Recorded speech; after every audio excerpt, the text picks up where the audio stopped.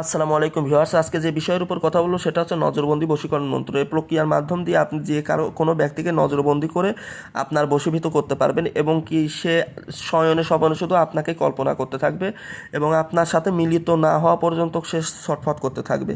তো প্রথমে আমরা মন্ত্রটা পড়ে নিই। মন্ত্র হচ্ছে নেত্রচাহী নক্ষত্র হেরি অমুকের মুখ আমারে দর্শিয়া অমুক কাটাক সর্বযুগ লা মাকামা লাহুত হাহুত মাকাম মঞ্জিল আন অমুকের সর্বাঙ্গ পঞ্চপরাণ আমার দিকে টান পরাণে টানি রুহুতে বাঁধন নজরে সুদর্শনা আমারে হেরিয়া অমুক না যায় অন্যজনা আমারই সুরাত সারি নাহি নন্দে তব ঘর দুহাই মালিক খালি কালেক জব্বার অমুককে আমার কর।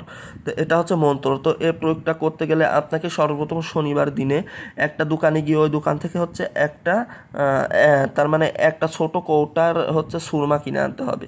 ওই সুরমার উপরে মন্ত্রটা 101 বার করে পাঠ করতে হবে। এখন আপনি কোনো মেয়েকে যদি বশ করতে চান অবশ্যই সুরমা কিনতে হবে।